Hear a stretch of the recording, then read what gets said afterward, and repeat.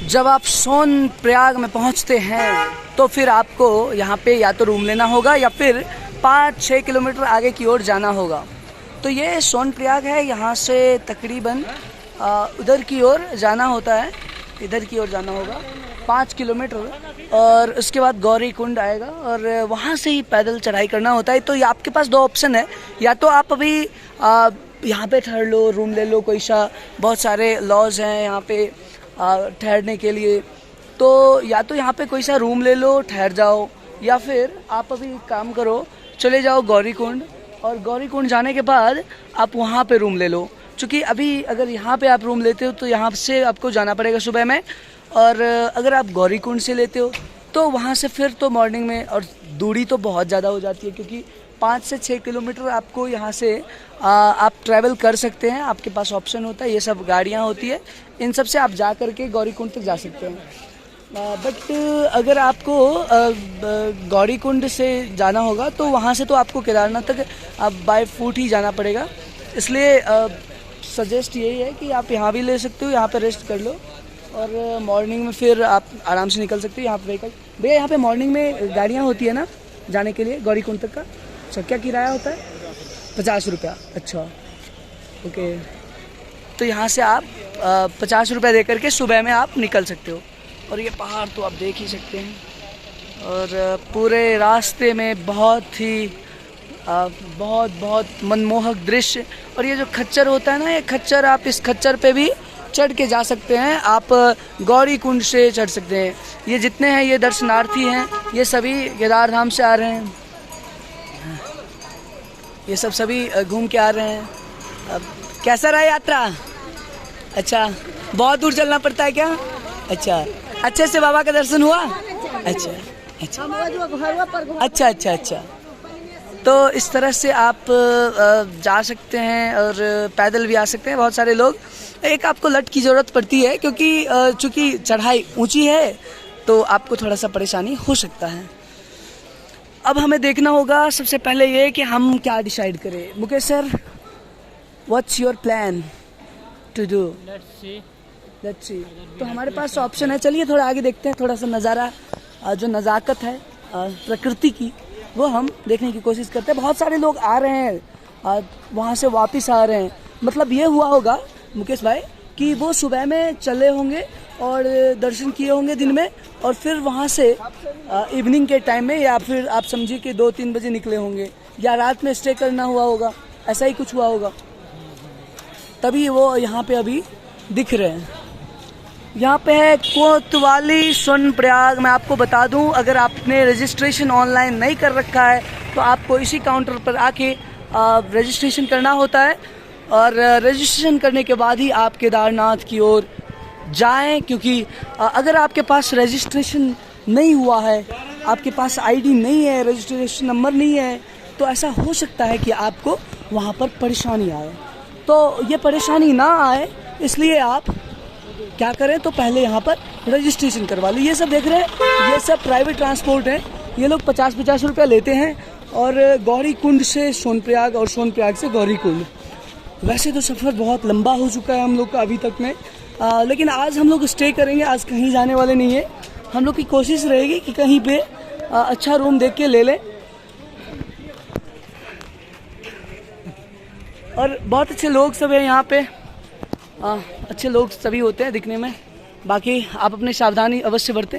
देखिए महाकाल का ये टोपी है, देखिए देखिए देखिए, मैं आपको दिखा दूं, ये महाकाल का टोपी है। आप ये थोड़ा मुकेश भाई, मुकेश भाई, हाँ इसको मैं थोड़ा दिखाना चाहता हूँ। पहनने के बाद कुछ ऐसा दिखते हैं, वहाँ पे एक फ़ोटो भी क्लिक कर देना। तो ये खूबसूरती है यहाँ की। कितने की है सर जी? 200 रुपये की। ये टोपी अगर आप यहाँ पे खरीदते हैं तो ये आपको 200 रुपये की मिलेगी, महाकाल। और रेनकोट मैं ये सजेस्ट ज़रूर करूँगा, क्योंकि वैसे तो मौसम जो मौसम है उस हिसाब से आप कह सकते हैं कि बारिश नहीं भी आ सकती है, लेकिन मौसम का कोई भरोसा नहीं है, कभी भी चेंज हो सकता है। तो मैं आपको सजेस्ट करूंगा कि आप अपने पास एक रेन कोट ज़रूर बियर करें। और ये सब गर्म कपड़े हैं, इधर इधर दिखाना भैया, ये गर्म कपड़े हैं।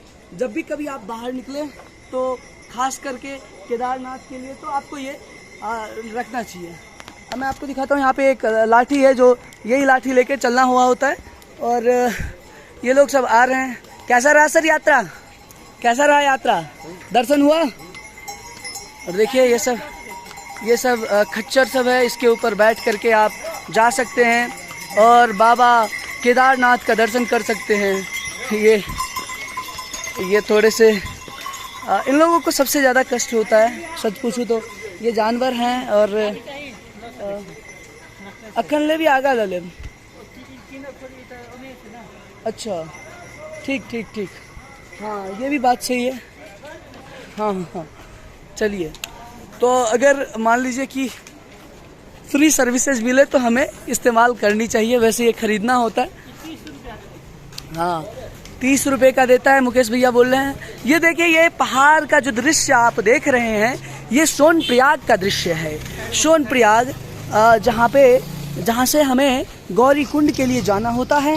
और ये जो गौरी कुंड है उसके लिए आपको यहाँ से पैदल जाना होता है, या फिर आप कोई पर्सनल व्हीकल कर सकते हैं, या शेयरिंग करके 50-50 रुपये दे के जा सकते हैं। देखिए, मैं आपको इसी बीच एक मस्त तस्वीर दिखाने की कोशिश करूँगा।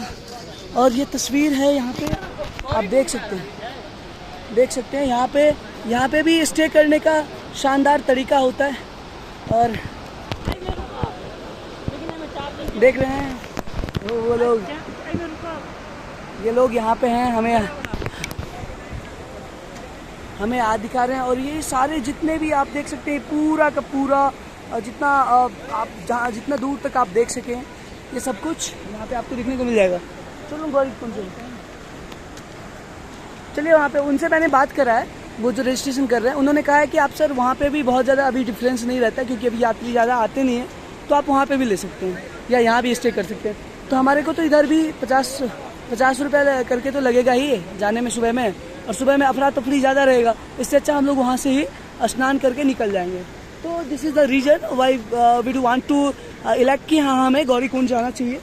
सो चलिए, हम चल दिए हैं गौरी कुंड की तरफ।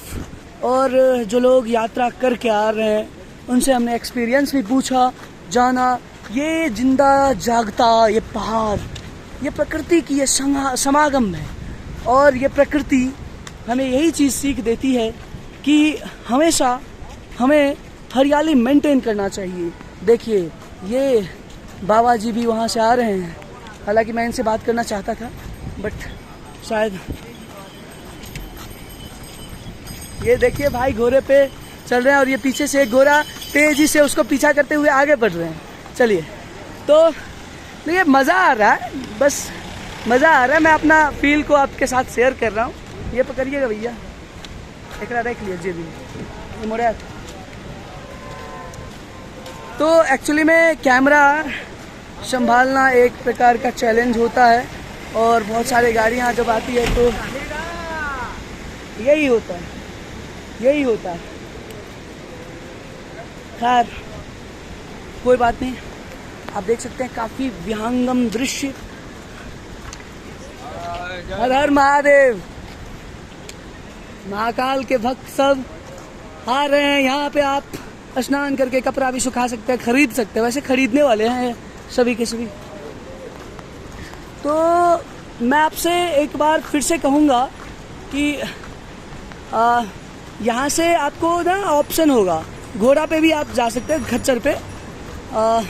ऑप्शन ये होता है कि आप हेलीकॉप्टर भी, फाटा था ना, फाटा एयरपोर्ट, फाटा से आपको, एयरपोर्ट तो नहीं है वो बहुत बड़ा, बट वहाँ से आपको हेलीकॉप्टर के माध्यम से आप जा सकते हैं। देखिए पर्सनल व्हीकल पे किस तरह से लोग आ रहे हैं।